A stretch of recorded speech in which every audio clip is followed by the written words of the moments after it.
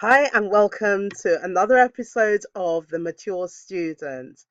And I would like you, if you would, please, to like, share, and comment, particularly if you know a fellow student who is struggling with assignments and the work life balance. And I want to address some tips and hacks today that will possibly help you. They've certainly helped me. Now, let me say, I'm no expert. I'm just sharing my journey of being a mature student. I'm now in my third year and things have racked up a notch. It's much more difficult this year and the demands are much higher. And I want to share my first tip on how you can meet those demands in, I wouldn't say an easier way, but I say an effective way. So, what's your typical week like? I know mine's all over the place most of the time. Um, but if you go to work, for example, or you run a business, then you've got the timing issues around that.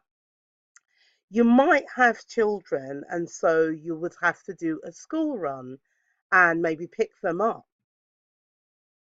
And all the other chores, such as shopping, and you might have a social life if you can fit it in. But on top of all that, you've got assignments. Assignments. Now, there are deadlines towards those assignments, and as we're towards the end of the year, they rack up a notch. I've noticed in our library in the university campus how crowded it is, sometimes late at night, because people have so many demands on their time with assignments. So, I'm sharing with you today my first time saving hack, and it's number one of three that I'm going to be sharing over the next few weeks. And this is an academic phrase bank. Now, I'm sure you're wondering, what is that? So, what I'm going to do is share my screen now, and I'm just swapping over to, and this is called Phrase Bank Manchester, actually through the University of Manchester. And there are others, but this is a particularly good one. So let me just read the first couple of sentences so you know what the academic phrase bank is. Now, the academic phrase bank is a general resource for academic writers. Yes, you're an academic writer. It aims to provide you with examples of some of the phraseological nuts and bolts of writing organized according to the main sections of a research paper or dissertation.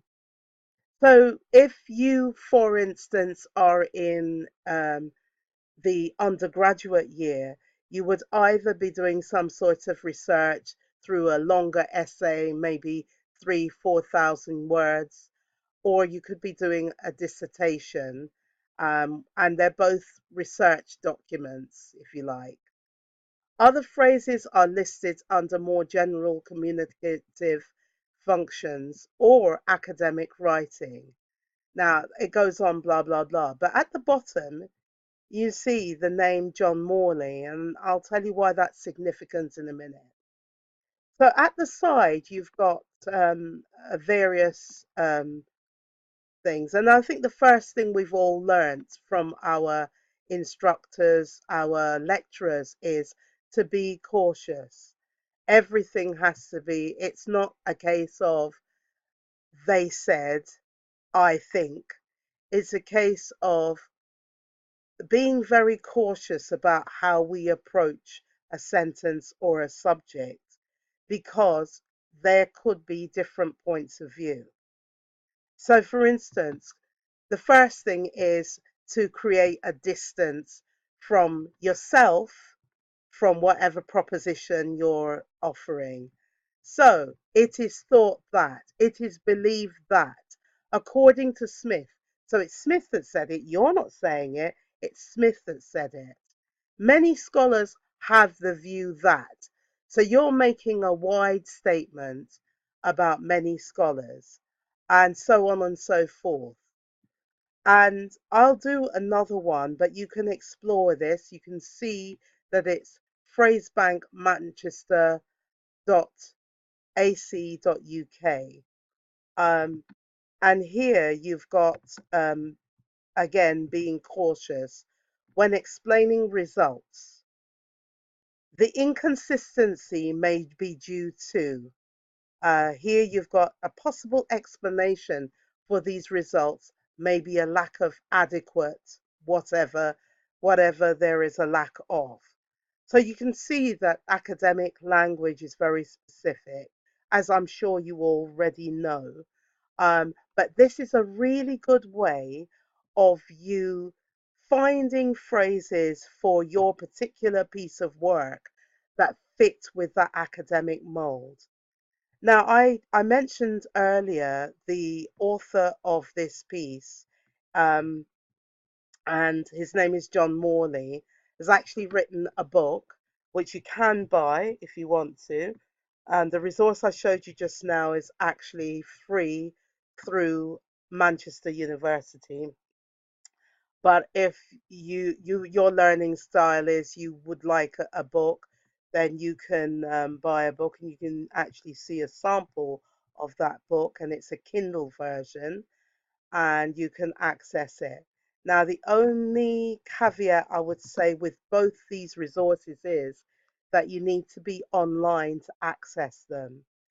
Now, what I have found is a downloadable PDF, and you can see here it says here an enhanced and expanded version of Phrasebank can now be downloaded in PDF. So I'm going to try and do that now. And that would be better for you if you are not planning to be online. And I'm not going to go through the whole thing here. I'm not sure whether it's free or not, but I actually found a free version somewhere. So you can actually look up on Google, and if you put Google in and you put academic phrase bank, it's already there, and I put PDF.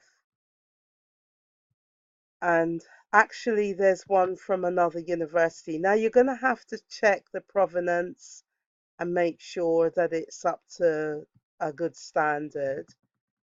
But it could be that that would suffice. Actually, it's by John Morley as well.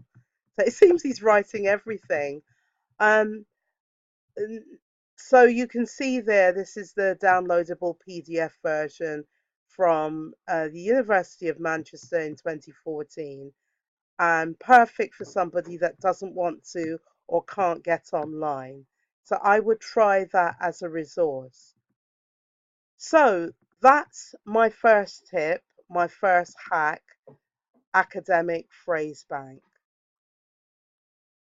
Now, I thank you for your time, and I would ask you to again like, share, or comment on this, and please share it with somebody who perhaps needs it.